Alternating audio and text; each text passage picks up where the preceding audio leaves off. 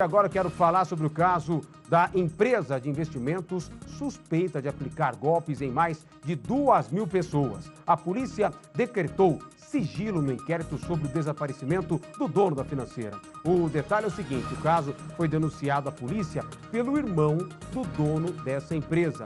O Guilherme Campos explica agora melhor, mais detalhes pra gente, porque olha, antes de sumir, o dono da empresa avisou ao irmão que havia quebrado, ou seja, toda essa grana, esse dinheiro milionário, que tudo foi aplicado, são milhares de vítimas, a gente já fala nisso, né, Gui?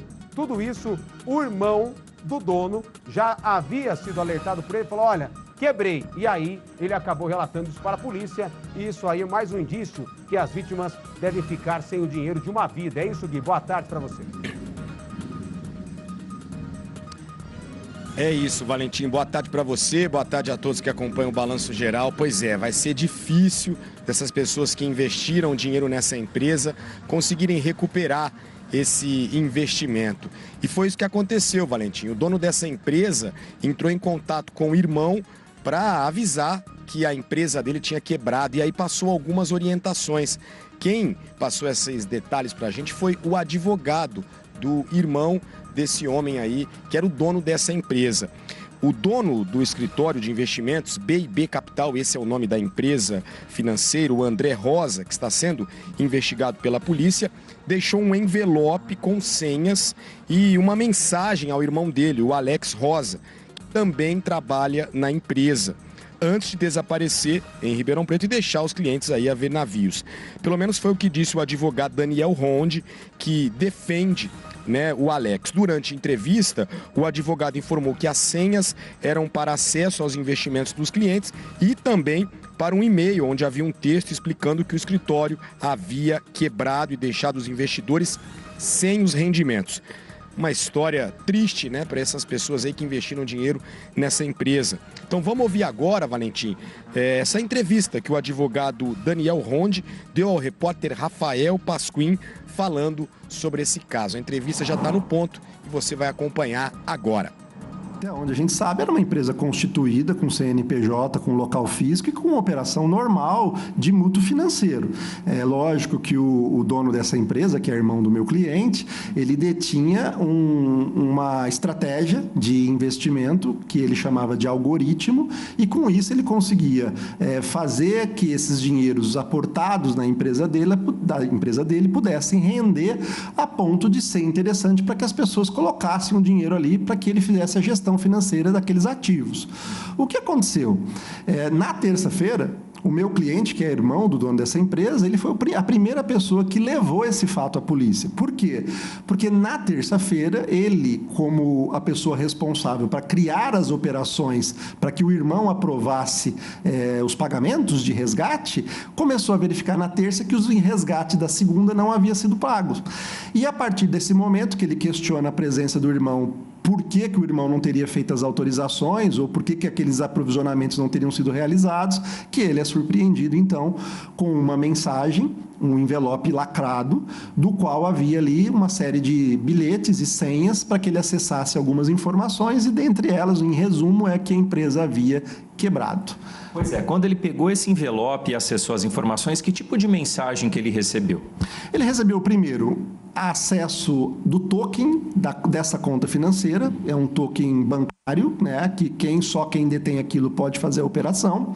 Ele recebeu uma instrução com senhas, com números de e-mails e uma conta criada para que ele pudesse receber uma mensagem. A instrução dizia que ele deveria entrar naquela conta e acessar uma mensagem de rascunho que estaria salva naquela conta de e-mail que não foi transmitida para ninguém.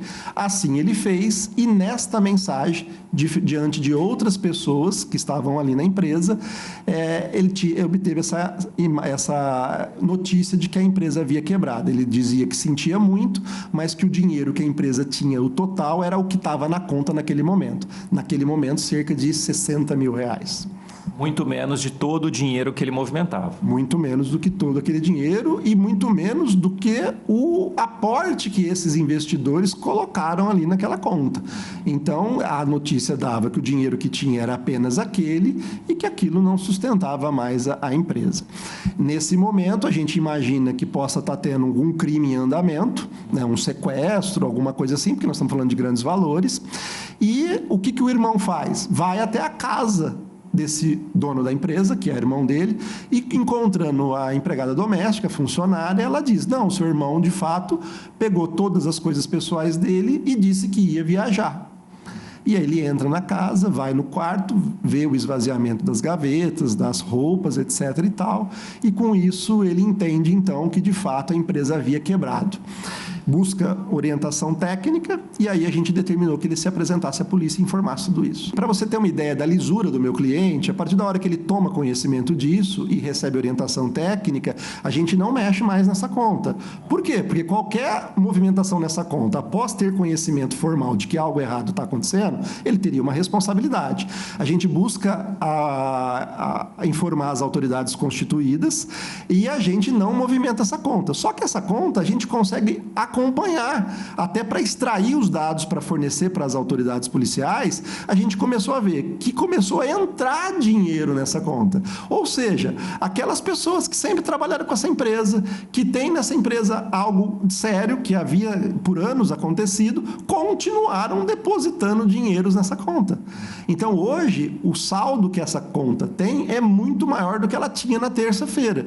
Então, até a nossa orientação de cautela é para que ninguém mais faça o pagamento ou qualquer tipo de depósito nessa conta. Por quê?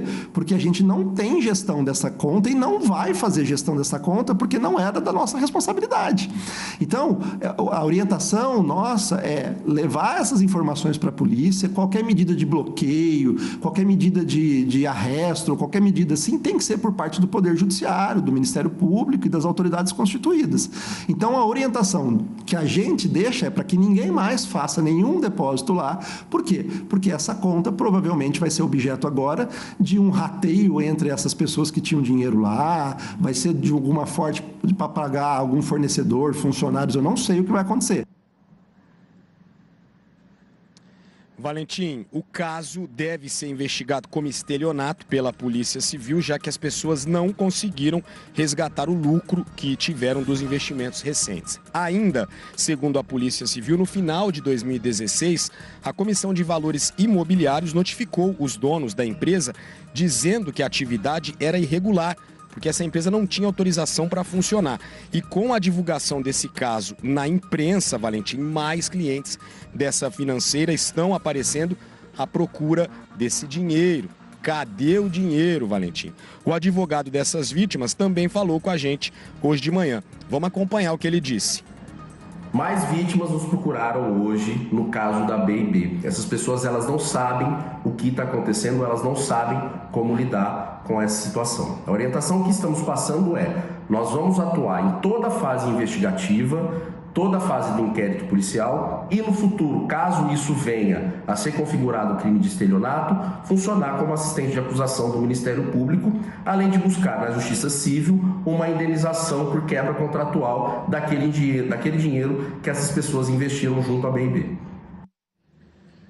Explicação dada tanto pelo Daniel Ronde, doutor Daniel Ronde, quanto também por esse outro advogado aí de outras vítimas, cada vez mais vai ficando claro o que aconteceu, né? Vai ficando claro que as pessoas colocavam dinheiro nessa empresa, que essa empresa no começo dava realmente o retorno prometido de 3% de rendimento, que é um rendimento muito alto se comparado a outros rendimentos, por exemplo, de instituições bancárias, né, que trabalham com 0,3%, 0,4%, 0,5%, até 1%, estourando 1%, mas eles davam 3%.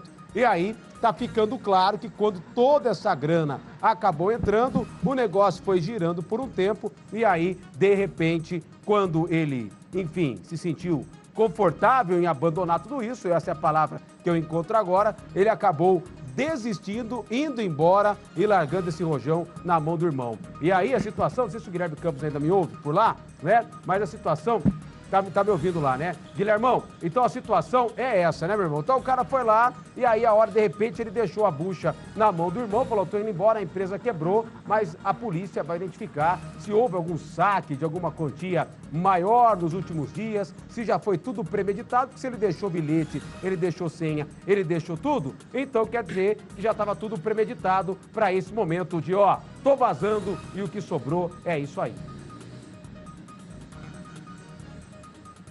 É isso, Valentim. A impressão que dá é que ele estava percebendo, né, que a empresa não estava indo bem e aí não avisou ninguém, né? As pessoas continuavam investindo dinheiro e tudo mais, e aí chegou uma hora que ele percebeu que o negócio estava feio e jogou a bomba no colo do irmão, né?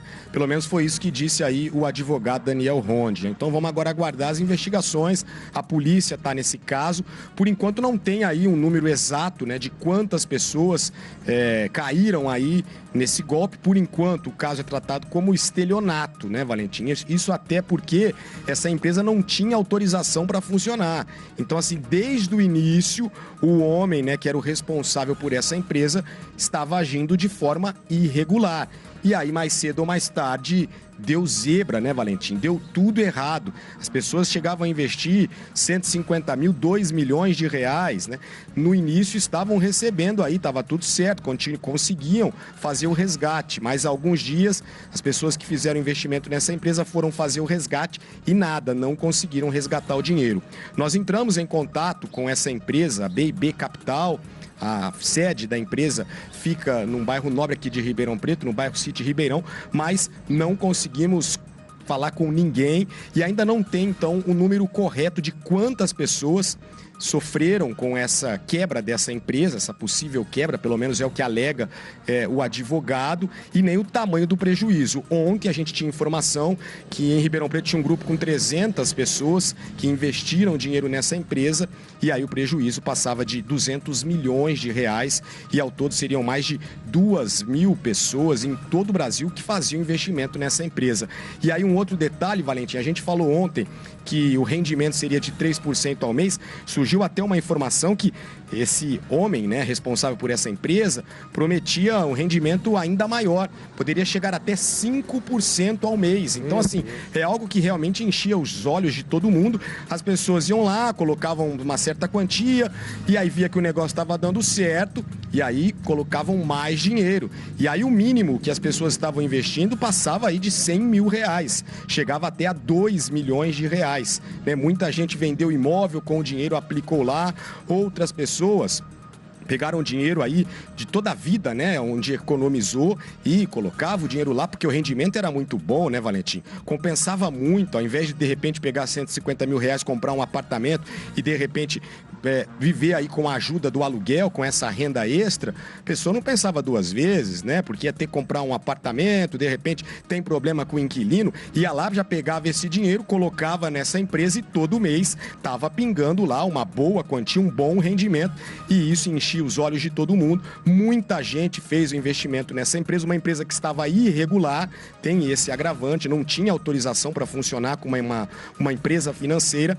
e agora vem o advogado com essa conversa, então, que o dono foi embora porque a empresa quebrou e jogou a bomba aí no colo do irmão, e agora a gente vai ver o que vai acontecer daqui para frente, né, com esse irmão que, por enquanto, aí está o responsável por essa empresa, é ele que está passando todas as informações do que realmente aconteceu. E cadê o dinheiro, né? A empresa quebrou e esse dinheiro foi parar onde, Valentim? Agora os investidores querem saber isso aí e tem aquela mínima esperança de conseguir pegar esse dinheiro de volta, mas a gente sabe que é muito difícil, né? Eu volto com você. Muito difícil, muito difícil. Muito obrigado, Guilherme Campos, ao vivo com a gente aí, direto da Central de Polícia Judiciária em Ribeirão Preto. O Guilhermão que volta a qualquer momento com mais detalhes, mais informações. Esse caso, claro, vai caminhando para um caso muito parecido com o de muitas pirâmides financeiras por aí, né? Que os primeiros recebem, botam mais grana, chamam mais gente, vão confiando, e aí a hora que tem muita grana, o dono de repente some,